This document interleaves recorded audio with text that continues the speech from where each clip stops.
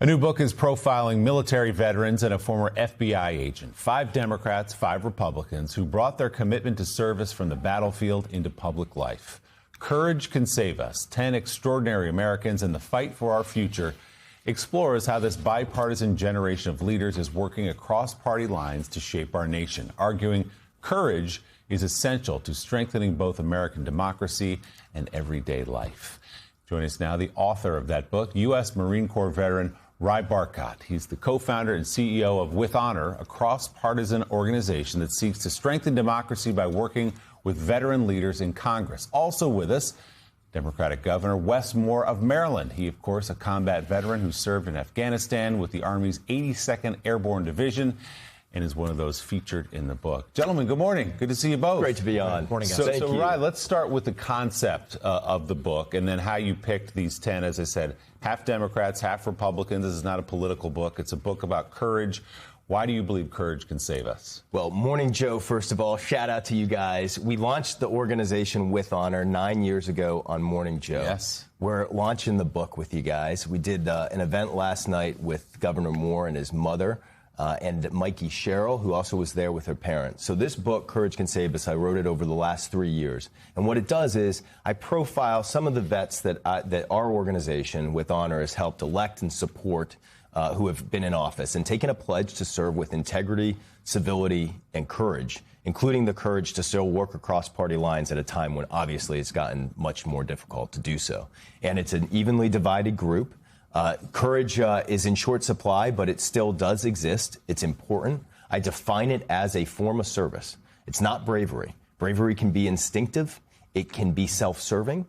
Courage is a conscious decision to face risk in the service of what the Stoics called the common good. Common good can be your family. It can be your community. It can be your country. But it's service first. And that's the mentality that all 10 of these leaders who are in elected office in the unforgiving arena of our politics today, 8 are in Congress and 2 are governors, Governor Moore and Governor Sherrill. And they've worked with our organization, With Honor, which receives all the author proceeds from the book. It's a nonprofit that helps recruit, train, and elect veterans that are running this cycle. Big news yesterday that we broke. For the first time in 9 years since we've tracked all veterans across the country running for office, we have more veterans running this year than the last 9 years. And it's up to 750. And that's been a great development, which is this post-9/11 generation of veterans continuing their service into politics. It's whatever your party is, to me, that's a good development. So, Governor Moore, can you speak to the idea of the courage that you had when you served and how you've been able to use that and translate it into your role now in politics? Because, frankly, a lot of us who cover Washington every day see a real dearth of political courage, the willingness to cross someone in your own party, particularly Republicans and the president. How do you use the courage that perhaps you found in the military in politics? Well, I think one of the things we learned in the military was that it was never party first. It was country first. When I was leading soldiers in Afghanistan, I never once asked my soldiers, what's your political party? It didn't matter. When I ran for governor, I had people who I served with who came and campaigned for me and door knocked. Many of them were not Marylanders, many were not Democrats, but they were just like, I just want to go and help and tell people about the guy that I served with. Because Ry is right, is that courage can save us inside of this moment. And this is an important book to help to remind people that particularly in this time of this political vitriol, particularly in a time when everyone's just kind of just hunkering off in their corners about how we think about things, we're forgetting about the basic aspect of the thing that brought these military veterans to the military in the first place, or these people in service to their service in the first place. It was never about a political alignment. It was never about a partisan alignment. It was about a belief that we can be part of something bigger than ourselves. And I think especially in this moment, the way that we work, the way that we fight, the way that, I know for the people of Maryland, they know that, we're going to lead bravely and courageously, and I don't care what a political party thinks about it. We're going to make sure we're fighting for our people. We're going to make sure we're protecting them. We're going to make sure we're advancing their economic interest. But that is something that I know that each and every one of us learns distinctly, not just through the way we were raised, but the way we were trained.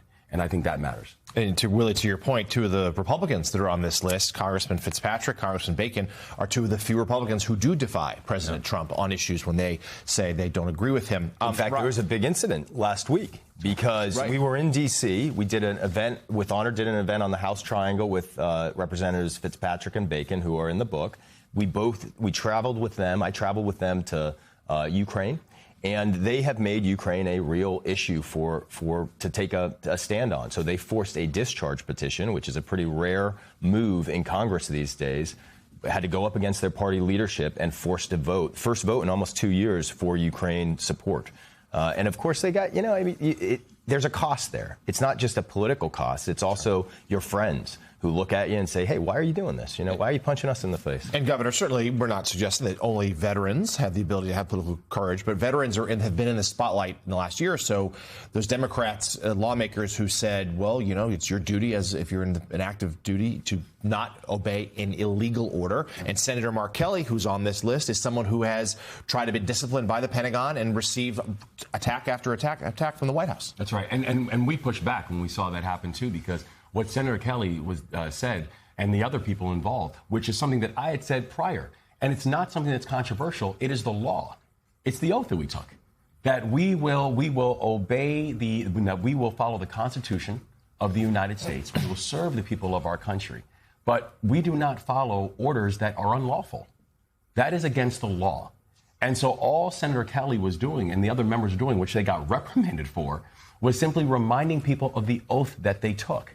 And this is why I think, particularly in this moment, it does become an important reminder about what courage actually looks like. What courage actually looks like is being able to not just know that you are standing by your people, but you're standing by the oath that you took. And if that means that you are going to go against the order of a president or anybody else, then that's exactly what it means. That's what courage is supposed to look like. So, Rai, as you look at the 10 names on this list, 5 Democrats, 5 Republicans, military service, they all have in common. But what else is the common thread there? What do you see in all 10 of these people? Well, it starts with service. And one of the things I did with the book, I've written this for a wide audience, but I especially hope that it reaches students, because I've tried to tell almost mini biographies, get to know the families, get to know the parents. Because why?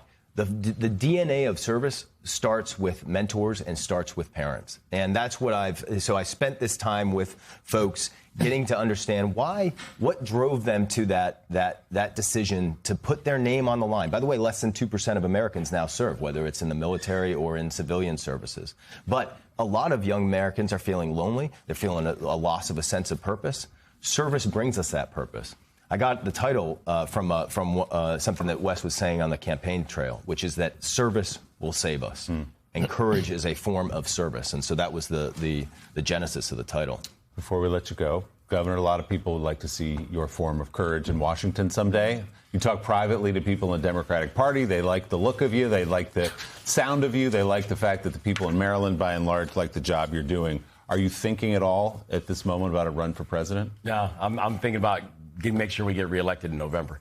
I think we got a great story to tell. And I'm thankful that people are paying attention to the fact that, we've created over 55,000 new businesses since our administration's come on board. We have the fastest drop in violent crime anywhere in the United States of America is taking place in Maryland. Baltimore City, for example, the last time the homicide rate was this low, I wasn't born yet.